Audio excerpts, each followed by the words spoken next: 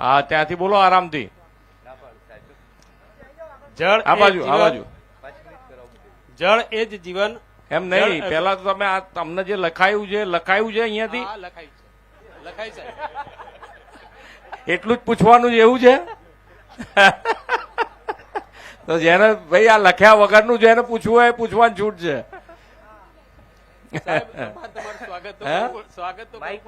હા, સ્વાગત કરવાનું ને કરવાનું.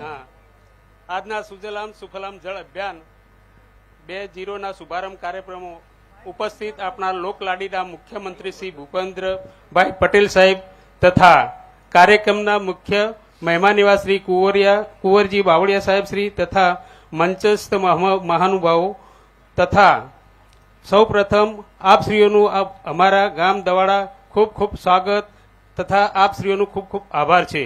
હું દવાડાનો વતની ઠાકોર અમુજી મારું નામ છે તથા છેલ્લા 65 વર્ષથી દવાડા ગામમાં રહું છું. પાણીની કિંમત શું છે તેના આપણે બધા જાણકાર છીએ. ગુજરાત સરકાર શ્રી દ્વારા વધુ પાણીના સંગ્રહ હેતુથી આજે જળ અભિયાન 2.0 નો શુભારંભ કર્યો છે. તેના ભાગરૂપે અમારા ગામના તળાવને ખાત મુહૂર્ત માટે પસંદ કર્યા બદલ હું આપનો સૌનો ખૂબ જ આભારી છું. આ તળાવ ભરવા માટે તથા તેની ઊંડાઈ વધારવા માટે અમો દ્વારા ઘણી રજૂઆત કરેલ જે સરકારશ્રીએ દ્વારા સોંપડી તેને પ્રાધાન્ય આપેલ છે. તળાવ ઊંડું થવાથી દવાડા ગામને ઘણો જ લાભ થશે સાહેબ. પાણીની સંગ્રહ શક્તિ વધશે. સિંચાઈ ખેડૂતો માટે સિંચાઈ માટે પાણી ખૂબ જ કામમાં આવશે.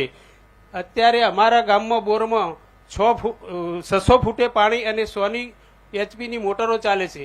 તે અમે 5 HP મોટરો ચલવી અને વીજળીનો પણ બચત કરીશું તથા પાણીનો પણ બચત થશે.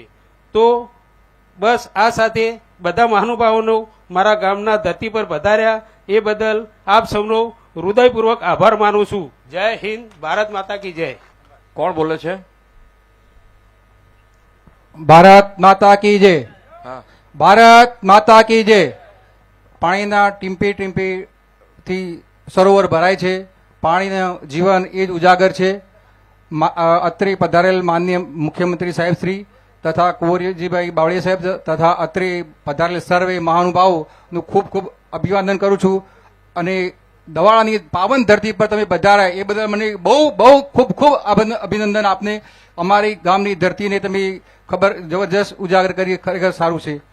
બીજું, અમારા ગામમાં જે તળાવના પાણી ભરાશે નર્મદા લાઈનથી તો એનાથી દરેક ખેડૂતને લાભ થશે.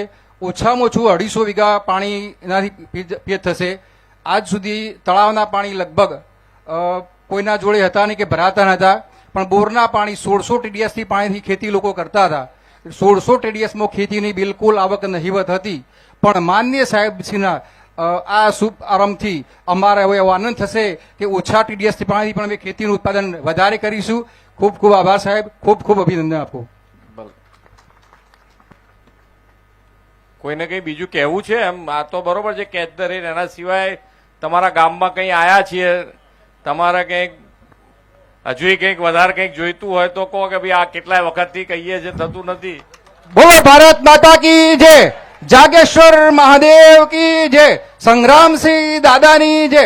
દવાડા ગામમાં 1200 સાલનું સોલંકી કાળનું જાગેશ્વર મહાદેવનું મંદિર છે.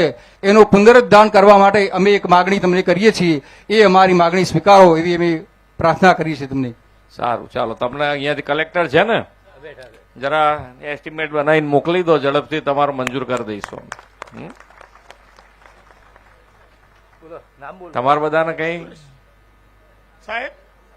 હા, પટેલ સુરેશભાઈ જોતારામ. હા, મારું એવું કહેવું છે સાહેબ કે એ પાઇપલાઇન મંજૂર થઈ પણ હજી 2 તળાવ બાકી છે. 2 તળાવ તો ખોદવાના ને, એમાં કોણ ના પાડે તમને? એમ નહીં, એની પાઇપલાઇન જોડવાની મંજૂરી આવે એવું કરશો.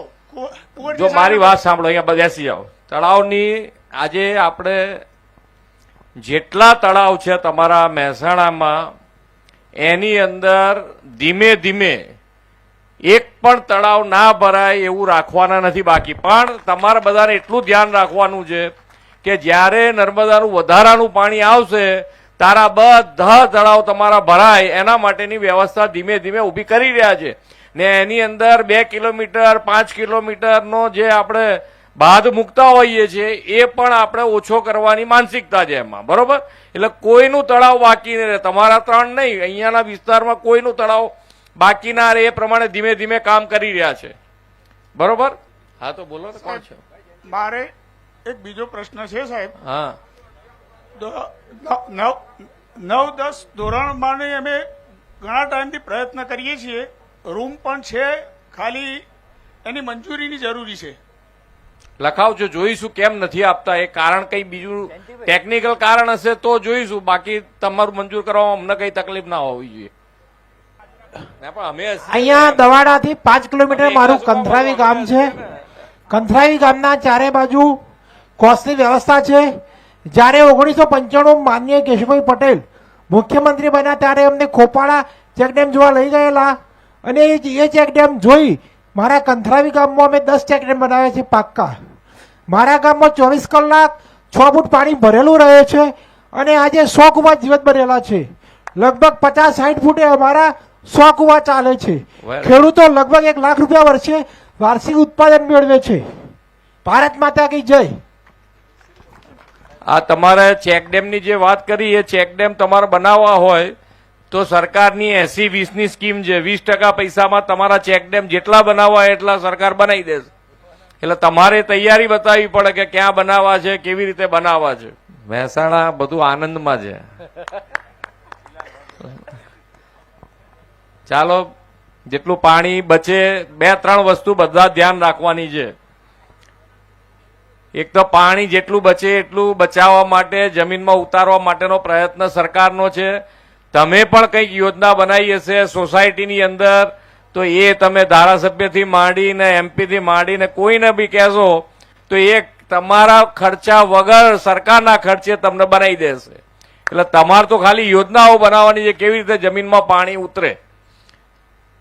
બીજું કે ભાઈ આપણે જે એક બાજુ વરસાદ ઢગલો પડી જાય ને બીજું બાજુ પડે જ નહીં, જે ગ્લોબલ વોર્મિંગ કહીએ છીએ, એના માટે પણ વડાપ્રધાનશ્રીએ એક પેડ માં કે નામ, એટલે જેટલું ગ્રીન કવરેજ વધે, જેટલા ઝાડ વધારે ઉગાડીશું એ આની અંદરથી બહાર નીકળવા માટેનો આપણો પ્રયાસ હોય. તો તમે જેટલા વધારે ઝાડ ઉગાડી શકો એ તમારે ઝાડ ઉગાડવાનો પ્રયત્ન કરવો પડે.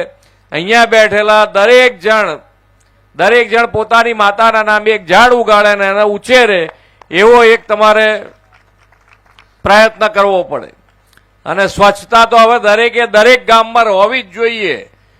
દરેક જણ પોતપોતાનું ગામ સ્વચ્છ રાખે. એના માટે તમારે જે જોઈતું હોય, ટ્રેક્ટર બેક્ટર જોઈતું હોય, ક્યાંકથી વ્યવસ્થા જોઈતી હોય, એ તમે યોજના બનાવશો સ્વચ્છતાની, તો એમાં પણ સરકાર તમારી સાથે ઊભી રહેશે.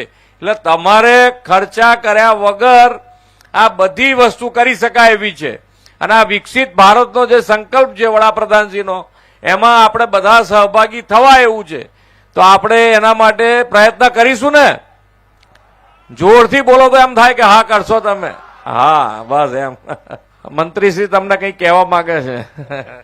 અમારે થોડો ટાઈમ સાચવવો પડે એવો છે, એટલે હું થોડો નીકળું છું. આ બધા બેઠા છે, તમે વાત કરજો. તમારે કંઈ પણ હોય તકલીફ તો મંત્રીશ્રી બેઠા છે અને પૂરી કરી શકશે, તાકાતવાળા છે.